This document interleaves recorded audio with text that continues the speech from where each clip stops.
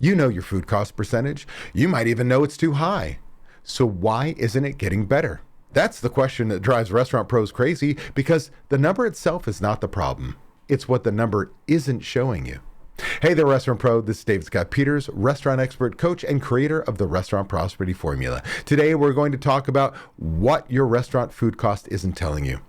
Because your food cost percentage is not the problem. It's the clue. It's the smoke alarm. And too many restaurant pros spend all their time staring at the smoke alarm instead of finding the fire. Your food cost percentage tells you something happened. It does not tell you what happened. It does not tell you if your cooks are overportioning. It does not tell you if your prep team is making too much food. It does not tell you if your product is being thrown away and nobody's writing it down. It does not tell you if your recipe specs are outdated. It does not tell you if your vendor prices changed and nobody updated the recipe costing. It does not tell you if product is being stolen, transferred, wasted, comped, misused, and flat out ignored. It just gives you a percentage. And that percentage is where most restaurant pros stop. That's the mistake. Let's say your food cost is 36%.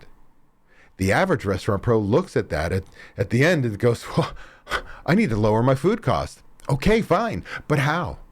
Are you going to raise prices? Are you going to beat up your vendor? Are you going to yell at the kitchen? Are you going to buy cheaper product? That's what a lot of people do. And that's how they make their food costs worse while also making their guests less happy. Beautiful work. Nothing says strategy like cheaper fries and a cranky chef. Here's what you need to understand. There are two food cost numbers that matter. The first is your actual food cost. That's what your P&L shows you. It tells you how much food you actually use compared to your sales. The second is your ideal or theoretical food cost. That's what your food cost should have been based on what you sold, your recipes, your portions, and your current product costs. The magic is in the gap between those two numbers. If your theoretical food cost says you should be running 30%, but your actual food cost is 36, that 6-point difference is where the truth lives. That gap is not just food cost. That gap is behavior. That gap is execution. That gap is systems not being followed. That gap is managers not inspecting what they expect. That gap is your restaurant telling you, hey, something is happening every day and nobody is catching it. Let me give you a practical example. You sell a burger. Your recipe says it gets an 8-ounce patty, 1 slice of cheese, 1 portion of fries, and a bun. That recipe is costed. That recipe creates your ideal food cost. But what happens if the cook gives bigger portion of fries? What happens if the prep cook is slicing tomatoes too thick? What happens if the line keeps remaking burgers because tickets they're being missed?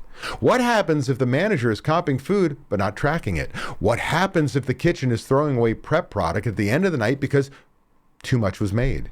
Your P&L does not tell you that. It just says food cost is too high. Helpful, right? That's like your car saying something like, something's wrong. Great, thanks. Should I check the engine or sacrifice a goat? The number alone is not enough. You need to know what that number's hiding. So here's a few places to look. First, look at waste. If food is being thrown away and nobody is writing it down, you are flying blind. You need a waste tracker. What was wasted, how much, why, who recorded it, and what the dollar value was. Because the second your team has to write it down, waste becomes visible. And what becomes visible can be managed. Second, look at portioning. This is one of the most common ways food cost creeps up.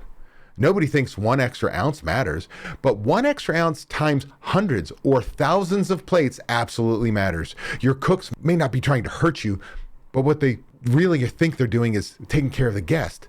But if your portion standards say 4 ounces and the plate is going out 6, you're not giving great service, you're giving away your profits. Third, look at recipe specs. If your recipes are not written, costed, and followed, your food cost percentage is mostly a guest wearing a tie. You need clear specs, not a handful, not a little bit, not until it looks right. That is not a system. That is interpretive dance with a shrimp. You need recipes your team can follow and managers can inspect. Fourth, Look at purchasing and prices, right? Price changes, to be specific. Your vendor prices change. Your products change. Your invoices change. And if nobody is updating your recipe costing, you might be making decisions on old information, and that's dangerous. You could have a menu item you think is profitable that has quietly become a loser 3 months ago. Fifth, look at theft and misuse. Nobody likes talking about this, but welcome to restaurants. If your food is not being counted, tracked, and controlled, some of it can walk out the back door. Sometimes it's theft, sometimes it's free meal, sometimes it's overproduction, sometimes it's poor controls. But again, your food cost percentage won't tell you the difference. You have to dig. And this is where I want you to shift your thinking. Stop asking, what is my food cost? Start asking, what is my food cost trying to tell me? Because the percentage is not the answer. It's the starting point. If your food cost is high, don't just react, diagnose. Compare theoretical to actual. Track waste, check portions, update recipe costs, review comps, review voids, review transfers, review purchasing, review inventory accuracy, and most importantly, assign responsibility.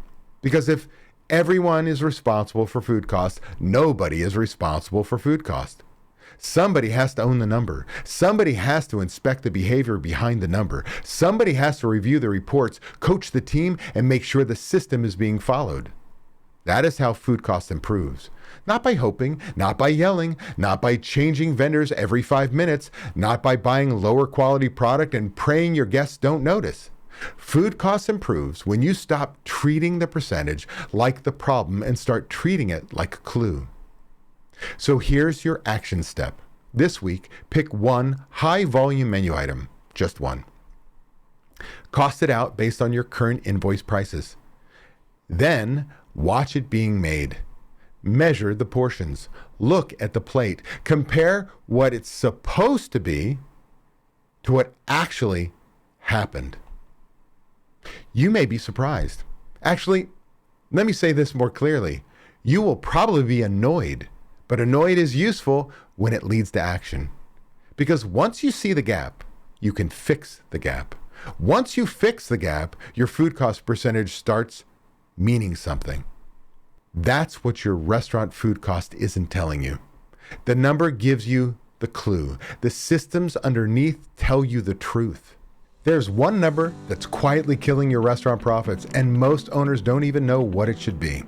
It's your prime cost, and right now, most restaurants are running at least 15 points higher than they should be, which means you're working harder and making less than you deserve.